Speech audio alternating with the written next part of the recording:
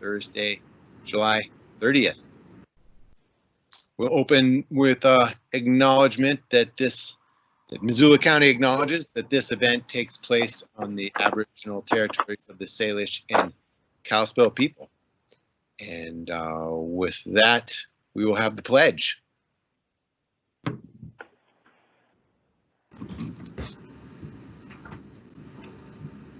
Emmy, are you gonna go? Please join. Pledge allegiance to the flag of the United States of America and to the republic which it stands, one nation, under God, indivisible, with liberty and justice for all. Thank you very much. Do we have any public announcements?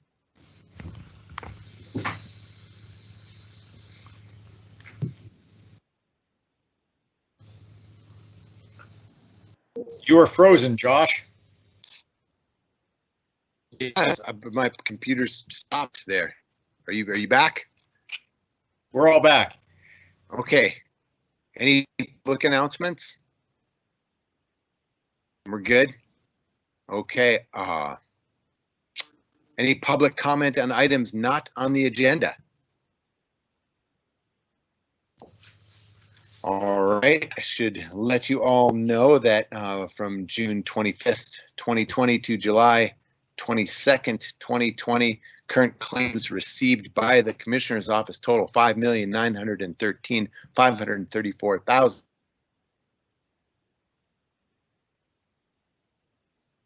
Site and see how that money was spent. Quick hearing today, one we're very excited about, that our very own Dave Strohmeyer is going to present on, and this is about the Big Sky Passenger Rail Authority. Dave, please kick us off. You bet, and I am going to try to test my technological skills and share my screen. Gotta change your hat, Dave. I know. Really freezing up a lot here. I don't know.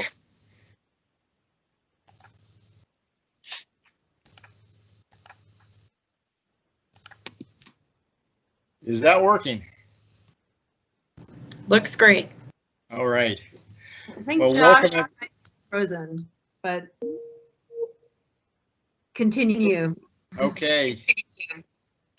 Frozen with a scowl on his face. So let's move right ahead. Thanks everyone for joining us today. We are considering a joint resolution to establish what we are calling the Big Sky Passenger Rail Authority. So as many folks probably know, and some probably do not know, we have been without passenger rail service through the southern tier of Montana for the past 41 years. We did have the North Coast Hiawatha Amtrak route right through our very own Missoula County and Garden City up until 1979, when in an age of Amtrak retrenchment, it was lost, and the one remaining line in Montana that was retained was the Empire Builder along the High Line, which is what we are familiar with to this day. So just a quick recap before we talk about the Passenger Rail Authority itself as to the value of passenger rail for our region and nation in general. So it, around the globe for that matter, it has been shown to be an important and indeed a vital component of communities and nations' transportation infrastructure and portfolios. It has the potential to reduce highway and airport congestion. Here in Montana, we should be keenly aware of the potential for enhancing tourism and fostering economic development. In fact, restored passenger rail service through the southern tier of state would touch on one of our iconic national parks, just to the north of Yellowstone National Park through Livingston, Montana. There's no reason to believe that the economic benefits that we would see here would be any different than, and in fact would be scalable on an order of magnitude greater to what we see and know of along the High Line and how the Empire Builder services Glacier National Park. And something that I've heard from folks across the state is how passenger rail would serve a much needed role in providing transportation to folks who might otherwise not have a good means of transportation.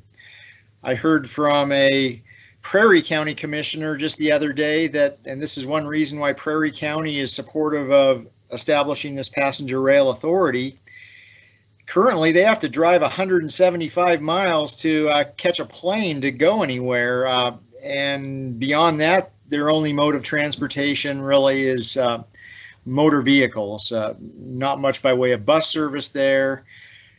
In a county like Prairie that's aging, with an aging population, seniors certainly would benefit from passenger rail. I've heard from members of our disabled community over in Billings that would certainly value from passenger rail, because driving or frankly flying is just not an option for some. Students, veterans, tourists, and commuter travelers for conducting business within the state all would certainly be beneficiaries. But we also face other challenges here at this point in time, at this critical point in time, in the face of climate change, some of what I just mentioned relative to transportation equity, failing infrastructure, the need to emerge from this economic challenging time that we're in and create a future that does not simply look into the rearview mirror and recreate the world that existed 4 or 5 months ago, but invest strategically in infrastructure in a way that really furthers our vision for what we might be able to realize in this state and nation, transportation-wise and sustainability-wise. Rail really fits the bill. And affordability, as I mentioned earlier, traveling by air is certainly not always the most affordable option, although we're certainly thankful that it is an option. Rail provides another piece of that transportation portfolio for us. Many of us believe that reestablishment of passenger rail through the southern part of Montana would truly be a transformational project for our state. It's a little bit out of keeping from business as usual in that this is a big undertaking, no doubt about it.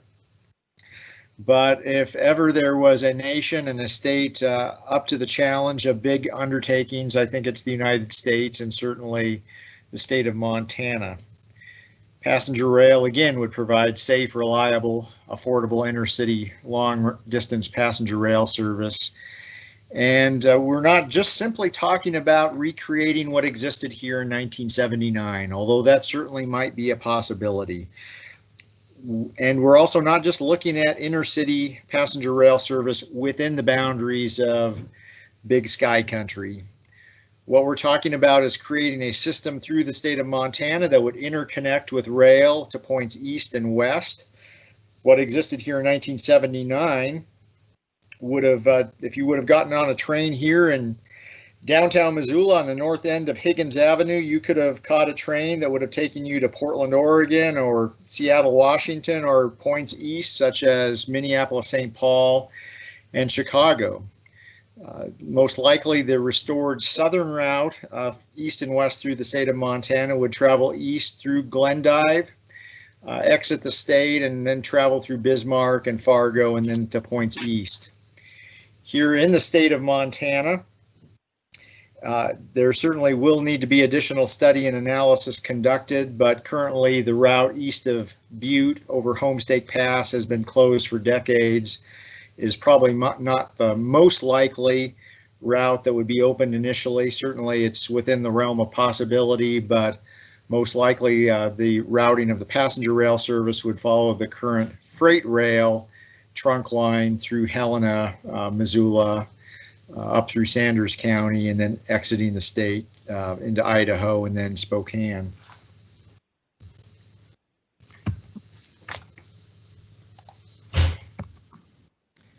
So, the Big Sky Passenger Rail Authority.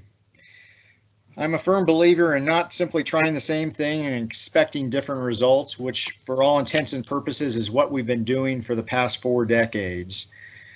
The leaders of the charge over the past several decades have been passionate individuals or advocacy groups, but what we've lacked in the state of Montana is really the governance structure, the institutional infrastructure, the government entity that would facilitate expansion of passenger rail service. In other states, things like rail authorities or rail commissions are typically creatures of the state legislatures, but here in Montana, we are fortunate enough to have a statute on the books, MCA 7-14-1621 to be exact, that allows counties to join together and either individually within the border of a county establish a rail authority, or jointly with 2 or more counties to come together and establish a regional rail authority. When I first came onto the commission a number of years ago, I was looking around for what might we do other than simply replicating at the county level what we've tried in municipalities across the state by way of advocacy. I was originally thinking about, could you stitch together kind of an Uber-sized special district, rural special improvement district, if you will, that would be devoted to rail. Thankfully, as a result of some digging around by Dory Brownlow and Deputy County Attorney John Hart, we found this statute on the books dating from the 1990s that, to our knowledge, has never been used in this way before. And so today we are contemplating what I think is a historic event, a historic moment in the state of Montana. And that is by us being the second county after Gallatin the other day, which passed this joint resolution to join together, pass this resolution, and put us on the path towards establishing the Big Sky Passenger Rail Authority. So what would the authority do once it's established? Unlike rail authorities or rail commissions in some states of the Union, which actually own the rolling stock or the trains and the track and the actual line that those trains would run over, that is not what we're contemplating at this point in time. We would be utilizing the existing lines of the host railroads, and I believe that is a dog voicing its support of this very resolution, so thank you. But what we would be using is the Montana Rail Link line, the Burlington Northern Santa Fe line. And also, I should say, we're not simply looking at the possibility of east-west connections. We're also thinking in the year 2020, with the changes in demographics, with the changes in economy over the past several decades, it might make a whole lot of sense to take a hard look at what it would take to restore passenger rail service from Salt Lake City up to Butte and points beyond, or from Denver north to Billings and points beyond, all of which actually did exist at one point in time. So this new rail authority, should we successfully establish it, which I'm confident that we will be that governance structure to push forward this initiative. It would facilitate and collaborate with other government entities or agencies to do the analysis necessary to investigate the feasibility of what this would take in the year 2020. It would look at the additional economic impact analyses, which frankly have been sorely lacking in the past. And that really is the flip side of how much does it cost to implement a system like this. The flip side is, what are the economic benefits and social benefits to accrue to our communities along this line. And finally, it would work with our congressional delegation, with state Department of Transportation officials, with federal agencies that oversee rail, and also look for funding and be able to be that conduit between Amtrak and possible public-private partners. So in sum, this passenger rail authority would further and promote the health, safety, welfare, and economic prosperity of the region by advocating for rail as a public transportation option. As of this moment in time, as you can see in the counties outlined in green or shaded in green, we have 12 counties that have expressed an interest in participation in establishing the rail authority. We have one county so far, and that would be Gallatin, that actually beat us to the draw and earlier in the week adopted this joint resolution. And then over the course of the next number of weeks, we have a number of counties. In fact, the balance of these green counties will be queuing up their public hearings on the same resolution that we are contemplating adopting today. I'll also just highlight, and lest I forget, that on September 17th, Missoula County and other partners will be hosting a virtual passenger rail summit. And that summit and its information can be found at montanapassengerrailsummit.org. You can pre-register there. It's an opportunity to learn about the value of passenger rail, how other regional efforts across the country have played out in reestablishing passenger rail, and where we are at that point in time in formalizing and getting off the ground the Big Sky Passenger Rail Authority. So again, this is an opportunity for us to bring back something that we've lacked for over 4 decades. We think it would be a transformational project for the state economically and otherwise. And at this point, I believe Dory Brownlow is on the line, and she can maybe talk us through some of the specific salient features of the joint resolution that we have before us today and talk about next steps beyond adoption of this resolution. Dory? Okay, thank you, Commissioner Slotnick and Commissioners for bringing... And Dory, we can hardly hear you. Oh, let me try something. Is that better? That is much better. Okay.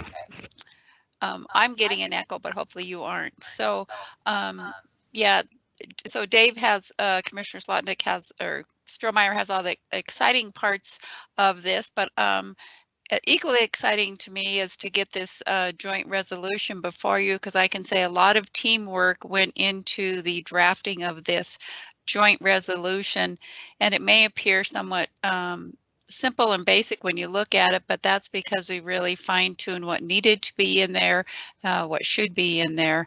And I also think, at least in my many years of experience, unprecedented that we've drafted a resolution that will be adopted by numerous counties, the exact same resolution. They will all be on the same document, partially due to having DocuSign available, that we can make that happen. So that part is exciting. As Dave, Commissioner Strohmeyer mentioned, 7-14-1621 provides the authority to adopt a joint resolution for a regional rail authority. The statute doesn't provide too many requirements. We needed to put in the number of directors, the terms, and the qualification.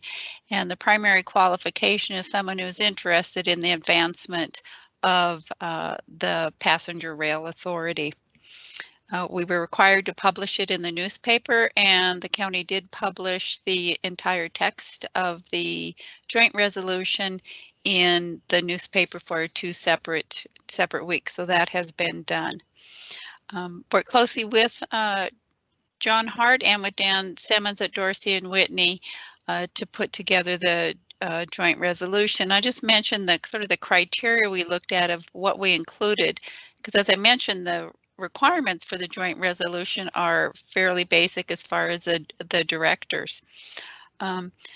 So of course we included those statutory requirements, but we also then looked what information should be included to inform the public.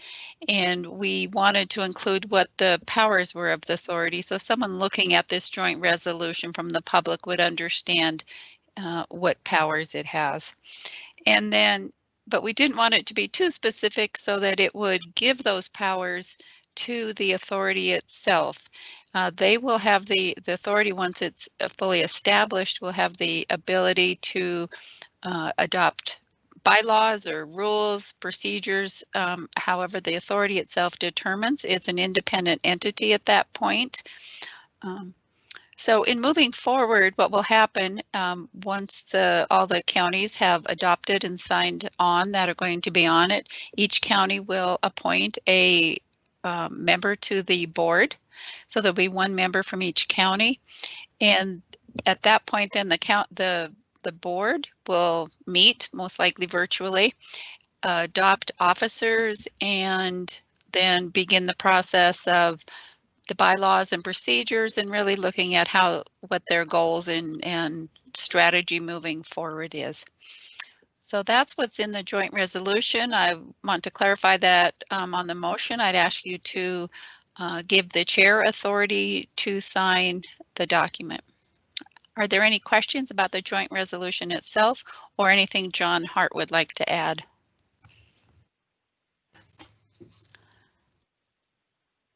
I would just add, Dory, and this is Dave, that this is somewhat unprecedented in that it is an opportunity, and I think will be a realization of counties' ability to work across jurisdictional lines and work on a project larger than what we can individually achieve simply within the boundaries of our jurisdiction. So from that standpoint, it's breaking new ground for counties in the state, but this is an undertaking that is sufficiently complex, multi-jurisdictional, regional in nature, but certainly the benefits will accrue very locally. So it's a big project, but it affects each of our counties very specifically and very tangibly.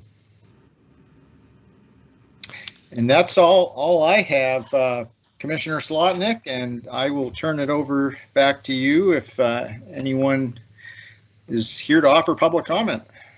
So I'll do my little comment, and first just to say thanks so much, Dave and Dory and John, for putting this together, for the technical work, and Dave for your vision and persistence, which have been inspirational to watch you have some success, and then this thing create a head of steam and become, dare I say in this moment, contagious, and spread from county to county.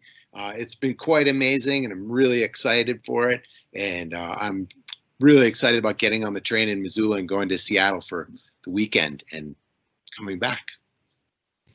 Good job all. There's a hand raised, I believe. Oh, thanks. I'm not seeing that. Oh, it's Tessa. Yes, that's me. I'm Tessa Nato with, oh, I'm echoing. This is, can you hear me? Yeah. Oh, sorry, this is being really weird.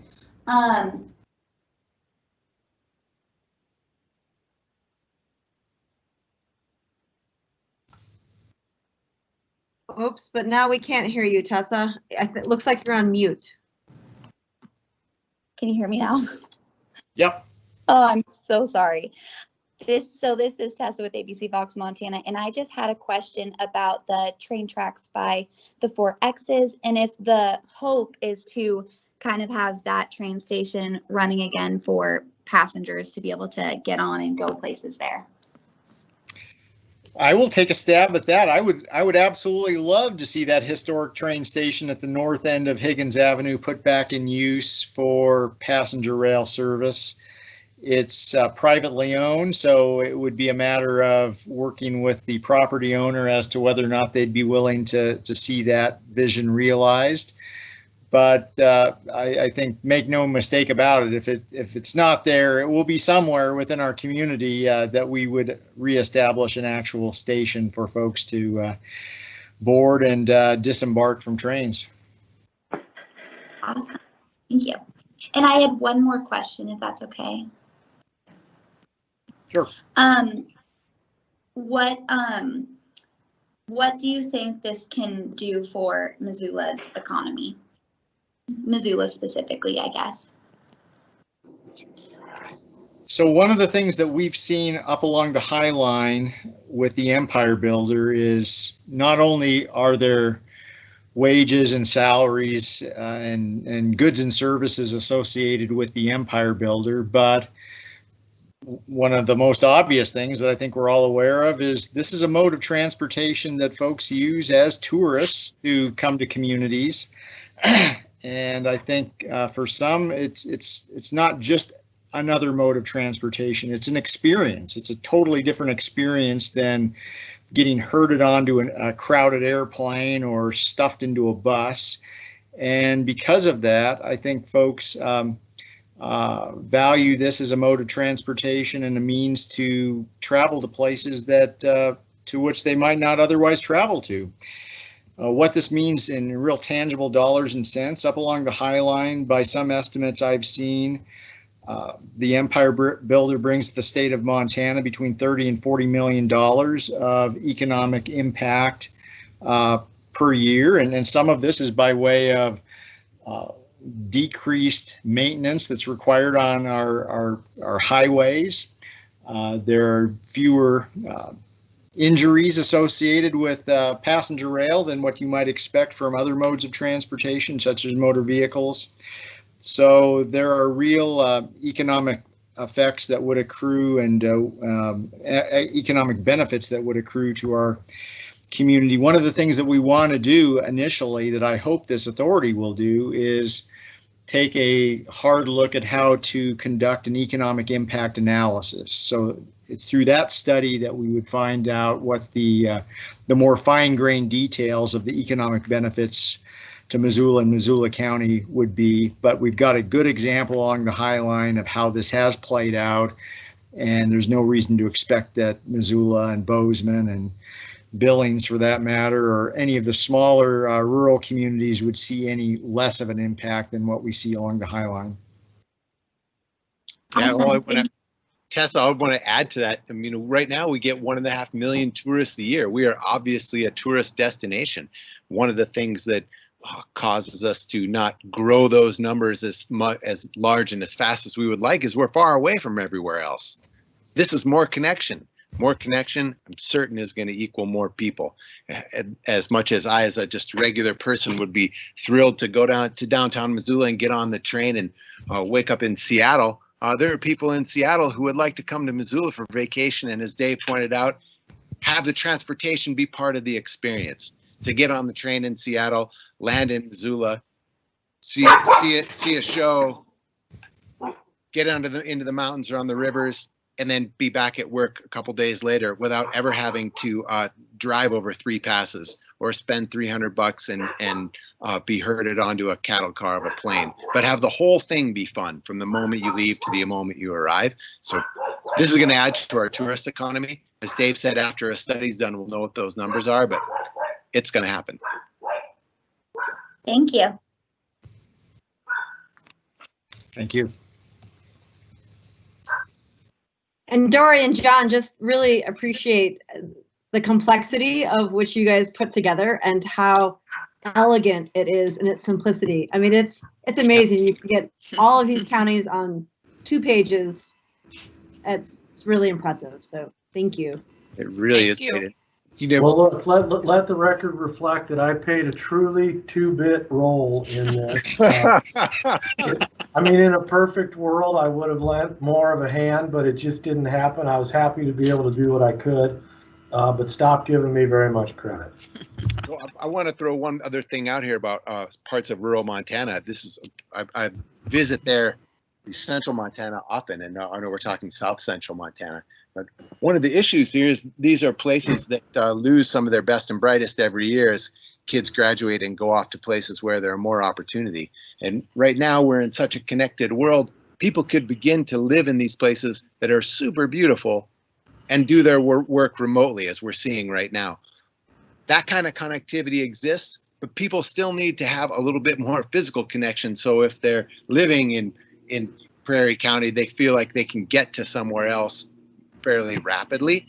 This could really change what we've seen in terms of demographics in south central Montana, where these are areas that are losing people, and then we're gaining people on the west side of the mountains. This kind of connectivity could begin to shift that demographic trend, and thereby really change things economically. I have super high hopes for this. Yeah, and Josh, I would just add that it's not unlike our goal of expanding the footprint of broadband across the state. It's a piece of infrastructure that absolutely would create options for rural portions of Montana that otherwise might be difficult to realize.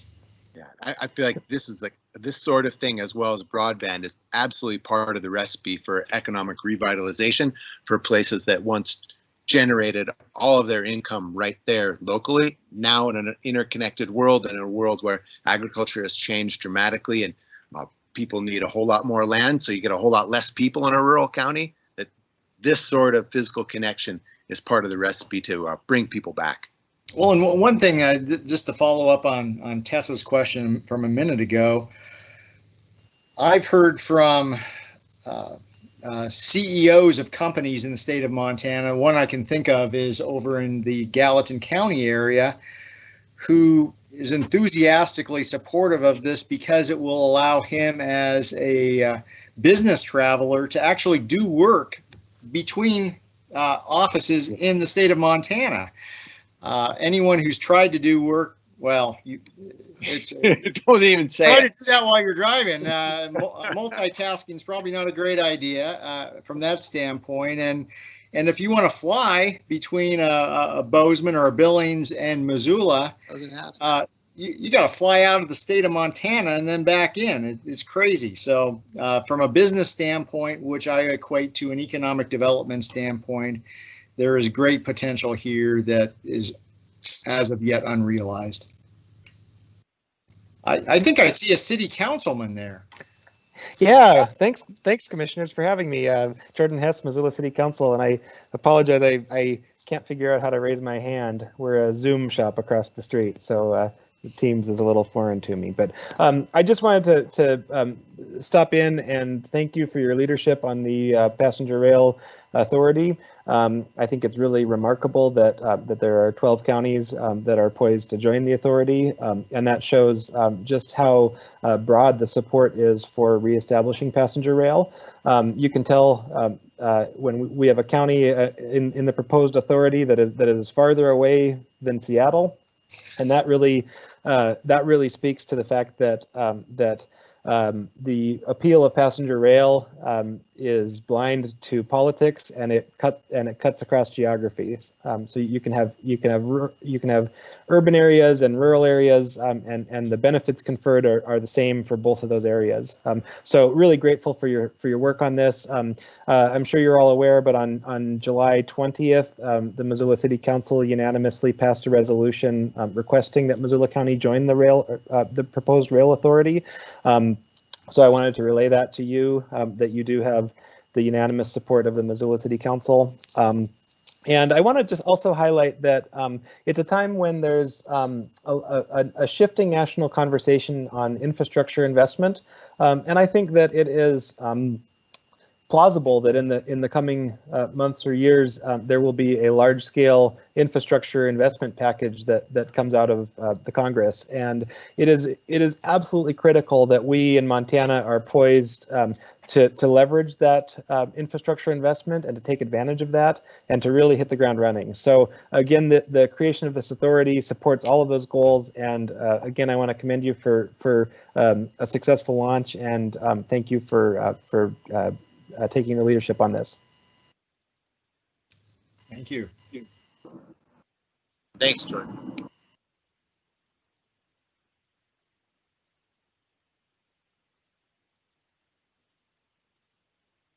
There's a bunch of numbers on the phone, or I'm sorry, a bunch of phone numbers. Does anyone? Yeah, is there anyone who wants to speak to this?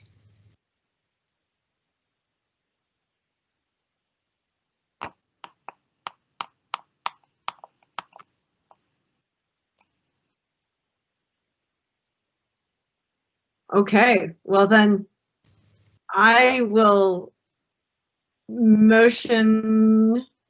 What was Dory's clarification? I think I get to sign something, Juan. Okay, motion the chair to have the authority to adopt our joint resolution, Big Sky Passenger Rail. I will second. I will second that. All right, all in favor?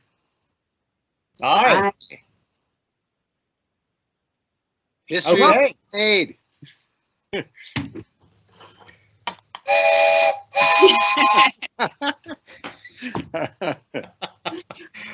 All aboard. So I believe the next at bat county would be Butte Silverbow. All I right. see Eric Nyland on the line out there. The train's headed your way, Eric. So August 5th, I believe Butte Silverbow County will be having its public hearing on this, to be followed by Broadwater, Park County, and then I believe, well, I am not sure. The rest of them will come in the weeks to come. They will. Yes. Is Jordan still on the line? Yeah, I'm still here. So Jordan, I keep asking, but as you are a graphics-oriented person, when is the swag coming? I want a hoodie. This is just so graphically friendly. Can I just, my free suggestion would be, could you guys get it done by the summit time so people can order them? Because there's going to be so much enthusiasm after that. I know it's all virtual, but even if they could, if there's a shop as part of the summit where people can buy a hoodie or a hat like our friend Dave has right now with the authority logo in the middle, an opportunity there. We'll bring it to the summit planning group. There's a really good group Thank working you. on planning it, and there's sponsorship opportunities and opportunities to donate sweat, sorry, lost my train of thought. Opportunities to donate services or goods, or so hopefully we'll be able to get something put together. I believe a well-known struggling organic farm and deeply established dude ranch have sponsored already. Yes. Pillars of the business community they are. Yes, indeed.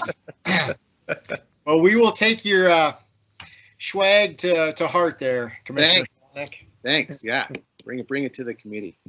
And thanks for all your work, Jordan. I know I remember you and Dave scheming about this way back when. So well done, and thanks so much for the support of the city government as well.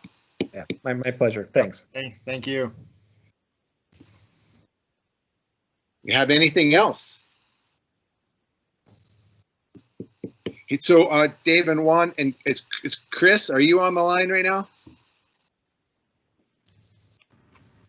Doesn't look like he's on the line. Doesn't look like he's on the line. Okay, Dave and Juan, I was going to see if we could do our end of the week phone call with Chris earlier than our normal time, but I will try for that a different way. Or do you guys have to run off to something?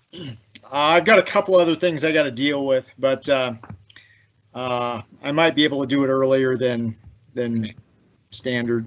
Right. I guess the one other thing I would just mention as people start to peel off here is that we have been working with our congressional delegation and looking at opportunities that in the upcoming surface transportation bill reauthorization, we can kind of on a parallel track, double-sided track as it were, see what additional horsepower our delegation can bring to the bear through federal legislation on this passenger rail initiative. So stay tuned. And it looks like, I thought you froze up there for a second, Josh. No, here we go. All right, I think we're all set then. All right. Thanks, everyone. Thanks, everybody. Hey, Josh.